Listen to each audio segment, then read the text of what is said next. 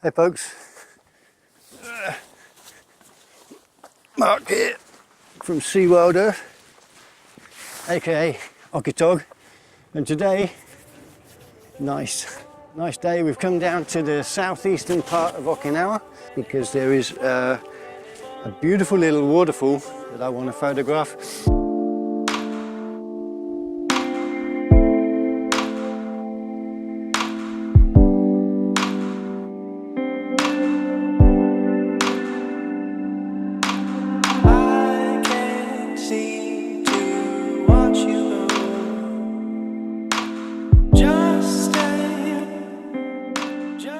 The main thing here is to be very careful with your feet.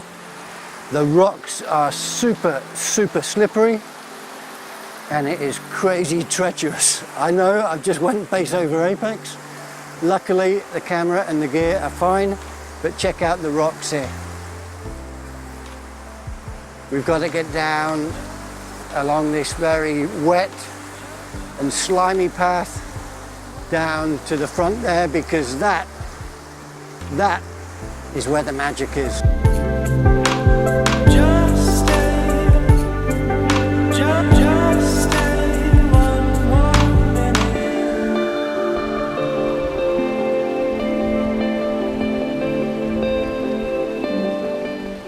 Ooh, feeling on top of the world. What an awesome place.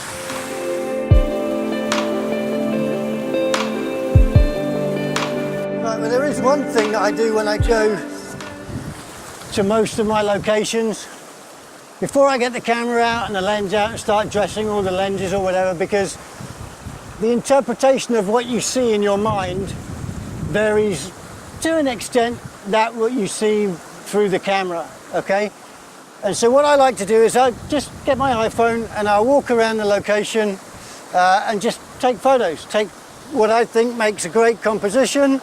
It might work, it might not work, okay? So I'll take it, I'll look at it, and then I can make up my mind if what I saw is what I expected to see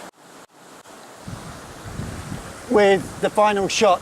So saves a lot of time, a lot of effort, and sometimes you surprise yourself. Sometimes you find an absolute gem, other times it's not what you thought it was.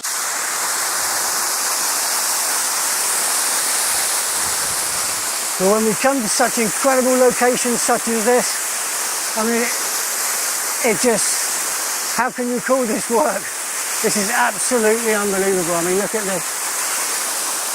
So this absolutely screams out for long exposure photography, to turn these water flows into just arteries of liquid silk. And that's what we're going to be doing today, going from absolutely extreme all the way down to relatively short shutters, just to get a bit of dynamic flow to the image. When you're working in such an environment, before you put your filters on, make sure that no water drops or splashes or mist or whatever has come with the wind onto the front of your lens. It looks clean, so what I'm going to do first off is place, let's rotate my filter holder, okay. First things first, first filter, graduated, soft graduated ND. Let's chuck that in the first filter slot. I support, because I've sorted out my composition already, I support the bottom of the filter holder as I push in the filter so that I don't adjust my composition. And here we are with the, it's just a very small amount at the top to take into consideration the clouds. All right, closest to the camera. I'm then going to put in my big whopper, the 10-stop ND. Support the bottom of the filter holder again as we're going in, and that now is centralized. I'll make sure that my filter holder is nice and straight. Let's plug my electronic cable release in. Okay, let's turn the camera on. All of the settings should already be in the camera. 20 seconds, f8, ISO 100. Let's give it a whirl. Wow, absolutely incredible. I mean, with such a location, it's hard to miss. I mean, never go home.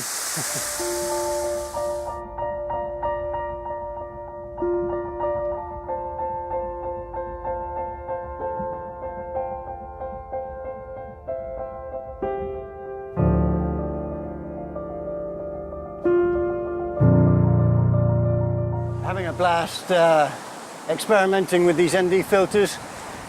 The clouds kind of built up a bit and it's become a bit overcast, which is, in a way, it's a bit of a blessing because that's going to allow me to do something a little bit different because up until now we've been concentrating more on the wider angle, the big picture as it were, with regards to our imaging in this whole series of photographing Okinawa.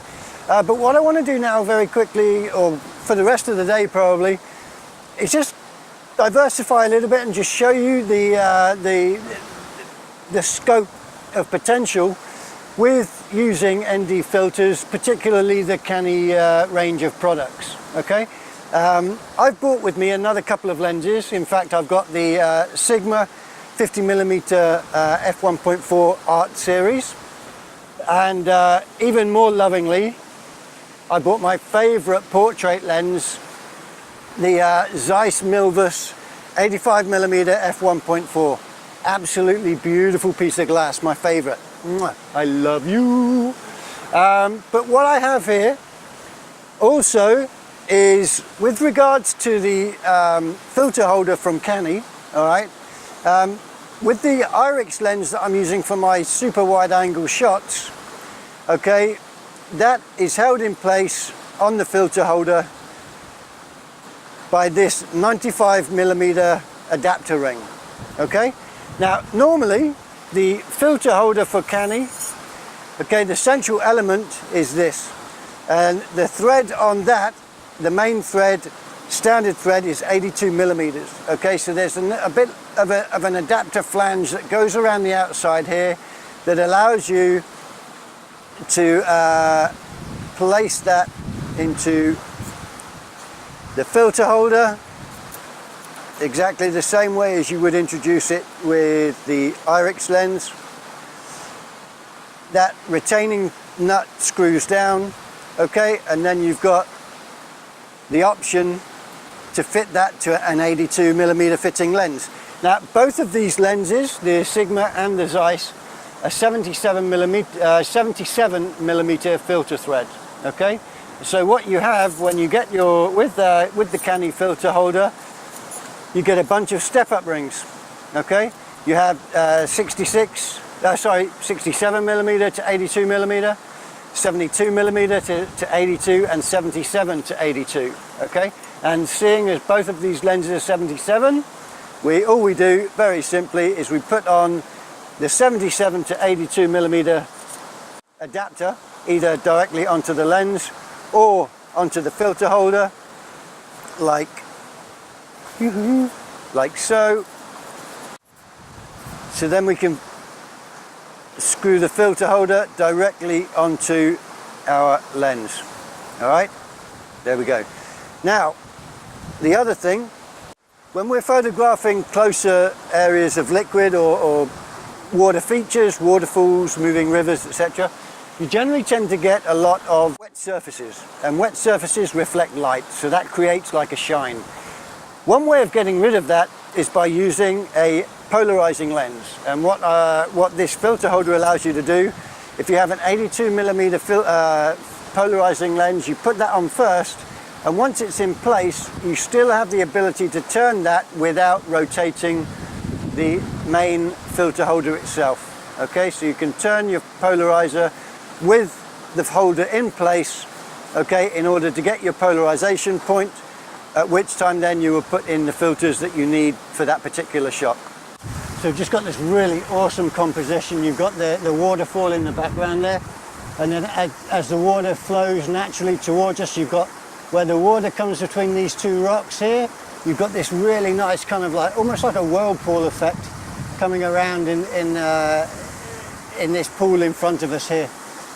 There's another rivulet of water over there. I don't think we can get that in, but it's not that exciting anyway. I think the main focus is on this area here. And what I might actually do is also, in a minute, once I've taken this shot, is I might just switch around and try and just focus more onto this, the activity that's going on in this pond here in front of me, because it's quite dramatic, and with a long shutter, it's going to look absolutely stupendous. So without further ado, let's grab this image. We are f11, 1.6 seconds. I've got my soft grad in, I've got an ND8 3-stop in, and off we go to the races.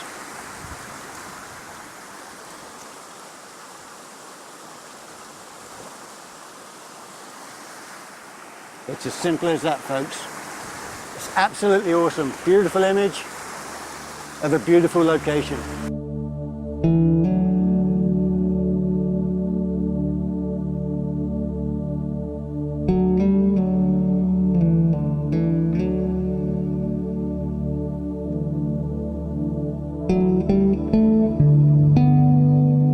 One thing that I'm left to do, and I've had to wait because I needed to wait until the tide went out just to give me a bit more real estate in order to place my tripod, because I needed a bit more distance from my subject, because it is a much longer focal length lens, and it is actually also my favourite portrait lens. It is the absolute bee's knees.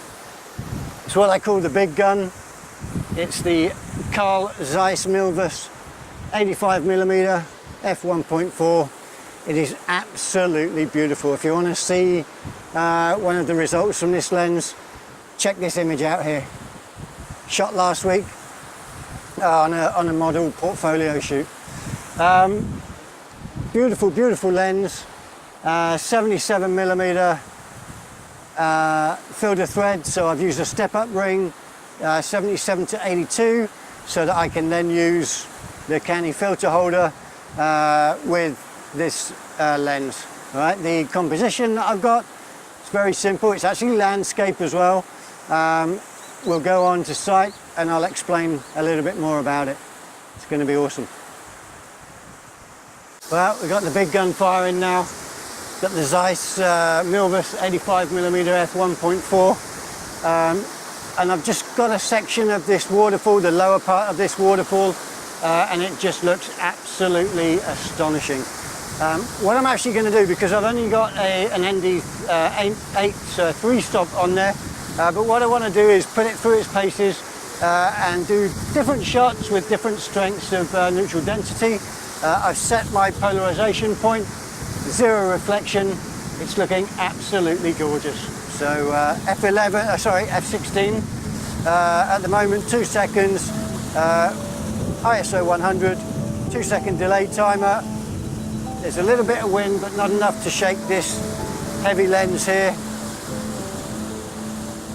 Super rigid legs, and that is just looking absolutely fantastic.